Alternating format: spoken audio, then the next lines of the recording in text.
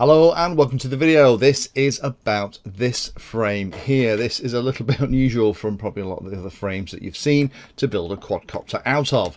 This is the RatKwad from Flynoceros. Now I have had quite a few frames from these guys.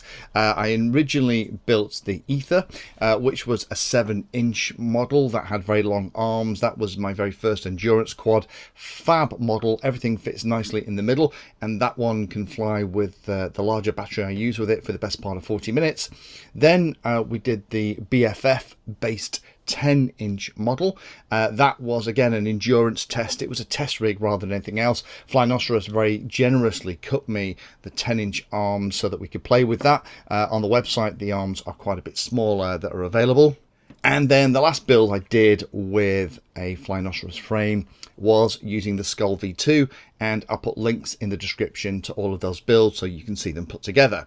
Now there are a couple of new frames. This is one that I'm going to go through now and show you how to put this together, because there isn't build instructions as such, so let me show you the steps. It isn't particularly tricky, but I'll go through that. And I'm going to be starting in early September another quick build using a brand new frame from Flynoceros. So this is how it arrives. It comes in one of these standard Flynoceros packages. You can see it's the RatKwad here. There are different options on the website if you're interested in ordering one. I'll put a link down for it below if you want to go and have a look. All of the screws and bolts are included, and the way that Flynoceros make their frames is very, very nice. And I'm really excited about the fact that people are starting to experiment with frame design rather than just using the variation on a theme that we've been dealing with for the past 2 or 3 years. So to take it apart, you have this small piece here that has the 3D printed parts. These are all flexible. So this is kind of the back of the cab, I guess you'd think of it like that. And in this box you have the spacers for the individual pieces. You have some of the rubber 3D printed mounts. I do like the way that Flynoceros always try and vibration isolate the mount. So we have a piece here on the back for an AX style antenna, and you also have room and plates and things that the camera can actually be looking out of the cab over the battery down to the front of the model. You get your big Flynoceros sticker sheet, and then you get lots and lots of pieces of carbon along with all those nuts and screws. So let me show you how to put this thing together. First job is to take out the 2 plates. One is the bottom plate, one is the top plate. The bottom plate is the one with the bigger holes in it. That gives you access to the 20 and 30mm mounting screws so that you can take your flight controller on and off. And then you need to find these 3 pieces here. These are going to be the mount for the cab element and held in place like a sandwich. So find the top piece that has these extra cutouts in, and then squish these pieces through. Now it helps if they are slightly warm, so if you hold them in your hand they get a little bit more flexible, and if they feel like they're hanging up, just use your thumbnail just to kind of push that hang up through, and eventually you'll have them all in place. Do make note of the orientation as per the video. You need that spacing this way round so that everything is going to fit.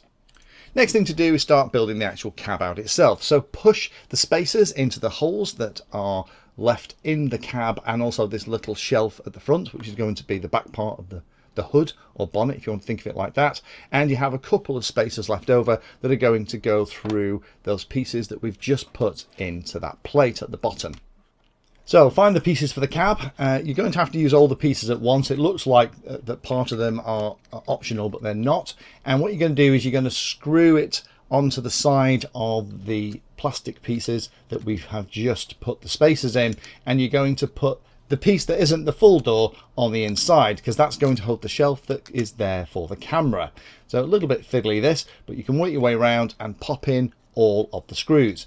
For those of you interested about the screwdriver, because I always get questions about stuff like this, check out my Smart Tools video where I cover what this is and some of the other things that I use to make building quadcopters and models an awful lot faster.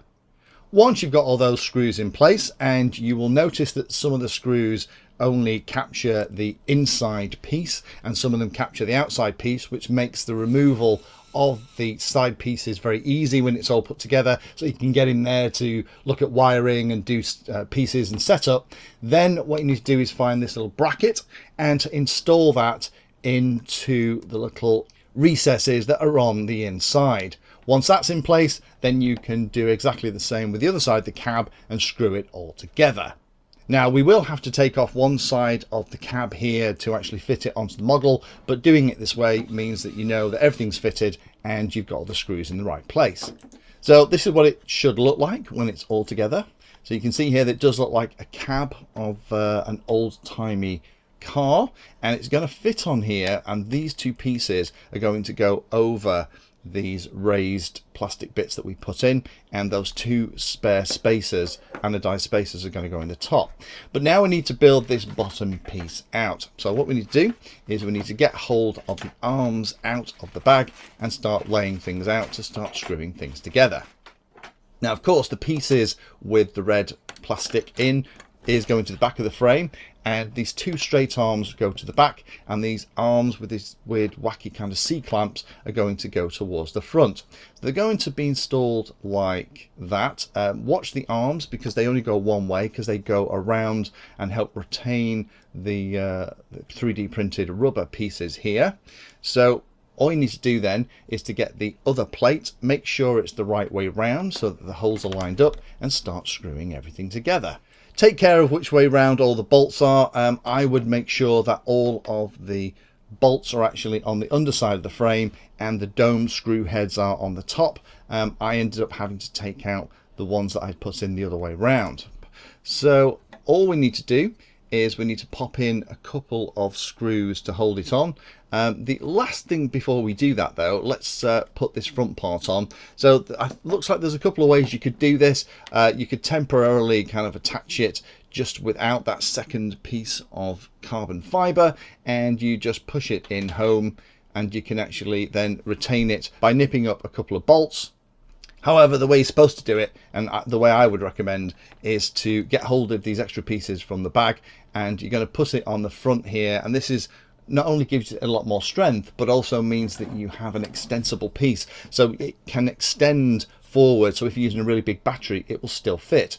So slide that piece on, and then it'll slide in between the separation of the frame, and then what you do is you get the two smaller pieces that have the single hole in the middle and pop them at the top and bottom, and pop them together with one of the long screws in the kit. The long screws are there for doing anything that's going through the top and bottom plate. The short screws are used for pretty much everything else. Once you've done that, you can slide it into the front of the model and do up the other two bolts, and that will keep it all in line.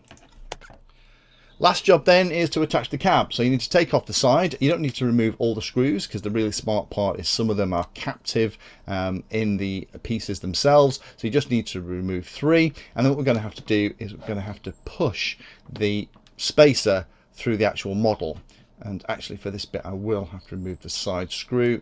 So let me just remove one of them, loosen the other very slightly, and just kind of slide this out the way for now. Because what we need to do is offer up the cab onto the base itself, and then push in the spacer through one side, essentially making a hinge. So if you really wanted to, you could actually tilt the entire cab backwards for access to the electronics for help with building. Now this is a little bit of a tight fit, so you are going to have to give it a bit of a wiggle, apply a little bit of pressure to get it fitted, but it will slide all the way across. It can be useful to get hold of something harder like the side of the screwdriver you're using to apply the leverage, because it can dig into your finger if you're pushing really hard. So with those pieces done, it's pretty much all built, and you can just screw the side of the cab on with 3 screws, and that also gives you easy access into all the electronics that is going to sit in the back. You will have some screws left over. I do like when they are supplied. Again, I've not done the full install of the radiator style grille at the front. I would recommend you do that. So you have access to all the screws for your flight controller at the bottom here, so you don't need to take your frame apart for that. Each of the arms is held on with just 2 screws and bolts. Flight controller goes at the bottom of the cab along with your VTX and all those other pieces, and there's room at the back to hold everything. The carbon fiber is finished really nicely, like it always is for this. You have room at the back for your FPV antenna. You might want to cut that down a little bit. Covering too much of an FPV antenna with plastic can affect its characteristics slightly. And you have the plate at the top, so you can have the FPV camera looking down the nose of the model, essentially looking over the bonnet or hood of the model as you're flying. And it does provide a very, very different experience flying these things than a traditional quadcopter. And again, I do like the fact that people are experimenting. Now, as I mentioned, this is a frame that I'm not going to be building out because I'm going to be building out something brand new from Flynoceros early next month, so it needs to find a home. So if you would like to go into a prize draw for this very frame, then make sure you've liked the video, leave a comment down below, and make sure that you're a subscriber, and I'll pull the names out of the hat in a couple of weeks' time. And do make sure that you like the channel, you're subscribed, and that you have the bell notification icon turned on so that you get the information about who's actually won this thing. But also, you'll see the build when I start it with this new Flynoceros frame next month. Thanks for watching the video and watching right to the very end. You can find me in all the usual places on social media, and if you like the video and like what I'm doing here, then hit the subscribe button and hit the bell notification icon too. If you really like what I'm doing, you can go the extra mile and become one of my Patreons for access to me directly for support, and also giveaways and regular updates too. If you're looking for particular content, then check out the playlist. I organize all of my videos into playlists, so if you're looking for a particular topic, you can find everything here. If it's called Introduction To, it's designed to start very simply and build on that simple introduction to teach you all about it. If it's called For Beginners, then that is really aimed at people who are brand new to that part of the hobby. You can also search on YouTube for anything that you're interested in using the search function at the top. So iNav Painless 360 will find all of my videos and even the playlist around iNav. So thanks again for watching and happy flying.